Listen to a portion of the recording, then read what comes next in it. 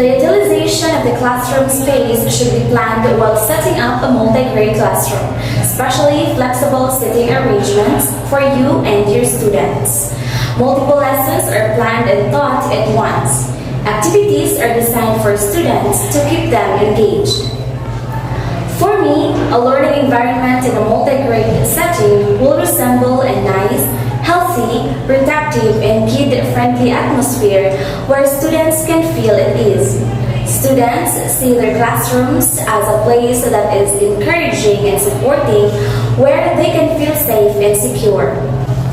According to Berry in 2001, peer tutoring, having group work, and with different activities suited to the learners are good and effective in multi-grade teaching.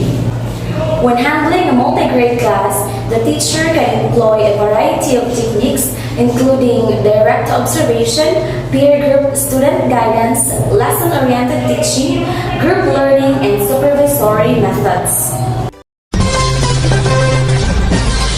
From the home of award-winning incredible journalists serving you the hottest and latest news update, you are watching May's Daily News. Good morning. Today is Monday and you're watching May's Daily News. I am Jenalyn and here is today's top issue. Organization of a multi-grade classroom. Here is Aljane Acapiado to give us the update. Just recently, we have invited our beloved PEM students to speak out their ideas and thoughts from their mind about this top issue. And they said that the classroom or organization is a way of arranging seating or sitting positions in various learning centers in the classroom. Yes, Jen? Miss Aljane, I have some statements for clarifications. May I ask the students to indicate whether my statements are true or false? Yes, Jen, of course. Is it true that a multi-grade classroom has to be reorganized according to activities or lessons that will be conducted? A multi-grade class arrangement is permanent. It does not change throughout the year. The timeout area allows the teacher to take a break from the classroom. The class shop can help students to develop social, language, and mathematical skills. The chalkboards and cupboards can be any height in a multi-grade classroom.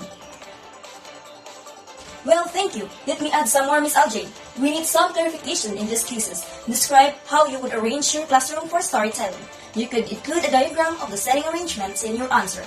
Within a classroom, or it might be outside under a tree or in a safe place, ideally with a teacher in front, the students must be in a semicircle arrangement very close to the teacher in order for them to be able to easily read the stories, see images, and hear the teacher's voice. Of course, our PED students have an additional input in this. Yes, Nacho? The learners should be in a horseshoe arrangement. With the instructor in front, tables and chairs should be organized in such a way that the learners and the teacher can move freely. Desks must be seated in U-shaped arrangement with the teacher in front of them. The students should be closer to the teacher so that they can get a clear glimpse of their photographs and see their words in their storybook. The students should be placed in a horseshoe or semicircle with the teacher in the center. In order for the students to properly view the pictures and understand the caption in the instructor's textbook, they should be close to the teacher. Right. Thank you. Back to you, Jen. I totally agree. If I were to tell, the arrangement of my classroom for my storytelling would be horseshoe layout. Well, the placement of the teacher's desk should give the instructor a clear view of the entire classroom near the younger kids, since they would require more assistance than older kids. Let us hear some thoughts to our PEM students, starting from Maricho, followed by Juana, Carmel, and Jenny. Additionally, the students should be able to see and easily access the teacher's workstation. For teachers to see all areas of the class, their desk should be set up. It should also be possible for the students to see and reach their teacher's desk easily.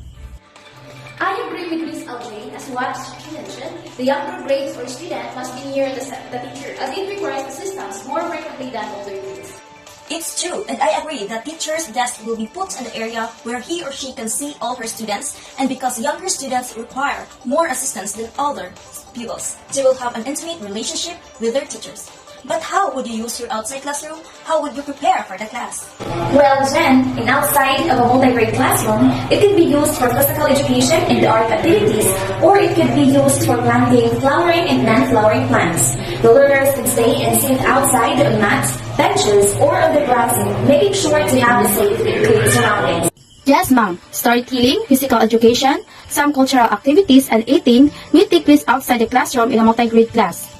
A multi-grade class can use the outer space for meals, physical education, some creative projects, and storytelling. Absolutely true. A multi-grade class can be used for storytelling, physical education, artwork activities, and eating. Yes, that's nice. Back to you, Jen. Yes, I am very much informed, and actually, the outside of class in a multi-grade class is a very good area that can be also used for storytelling. Also, it could be doing such different PE activities outside. So, any additional update, Aljane? Actually, I am now inside a multi-grade classroom, and guess what? We have a problem here. Mrs. Naro is an answering teacher who teaches a multi-grade class of 30 learners in a small village at Pahi in North Central Botswana. She teaches grades 1, 2, 3, and 4. Mrs. Naro has requested a help to everyone, and her main concern is the classroom organization. So, in order to help Mrs. Maro, each one of us suggested to draw a classroom plan, including the BEd students I have interviewed a while ago. Now, you can see on your screen to our different plans. I will not be late neither. I have here a classroom plan. By the way, Aljane, a lot of people were asking why is the physical learning environment important? It is important for the children to have a comfortable environment so that they can move freely and safely. May we have the BEd students for their additional ideas? Children's comfort should be ensured so that they can go about their activities freely. Physical environments can influence feelings of safety, security, and comfort, or conversely may contribute to feelings of irritation, anxiety, sadness, and insecurity. It is very important for the reason that environments contribute productively to the learning and success of students. Oh, it's true. Moreover, physical environments can influence feelings of safety, security, and comfort, or conversely, may contribute to feelings of irritation, anxiety, sadness, and insecurity. So, can you give me at least 5 areas that could be included in a multi-grade classroom? For me, it's the desk or tables for students. Learning center and reading corner. One of this is the dressing up or living room corner. Teachers' area including desks and cupboards. I think the 5th area are the class shop, display area, and chalkboard. Well, anyway, why does the multi-grade teacher need to be close to the youngest students in the classroom? The younger students or young grades must be sitting near or close by the teacher as they need more assistance and attention than to older kids. Of course, let's hear from the BEd students starting from Maricho, Joanna, Carmel, and Janeline. Because they are in greater needs of assistance than their elders. Because they need help more often than the older learners. It is because the younger students require assistance more frequently than the older students. Wow, such a brilliant minds. Well, the teachers need to be close to the youngest beginners due to the fact they need assist more often than the older learners. But by the way, what is a timeout area used for? The timeout area is mostly used for discipline when a student exhibits unacceptable behavior. Because a teacher has to be able to discipline the students. It additionally helps establish that the parent is in charge and allows the toddler to think about what he or she has done. The timeout area is meant mainly for discipline as it separates the learners from other members of the class. It is usually a safe and boring place without toys or games. Exactly. Back to you, Jen. So now I can conclude the timeout area used for works to change problem behaviors because children don't usually like to be bored. It allows the parent and child time to cool down. So moving on, what do you think are the 3 important reasons for the Students will get knowledge about how to utilize tools and construct things using their hands. Class shops develop social skills. It also develops language skills. These would also help to improve linguistic proficiency in students. I think aside from that, mathematical skills of the students will also develop. But anyway, here's the last question before we'll stop this issue. Why would you have a language arts center in your classroom? It helps them to develop their creative thinking skills.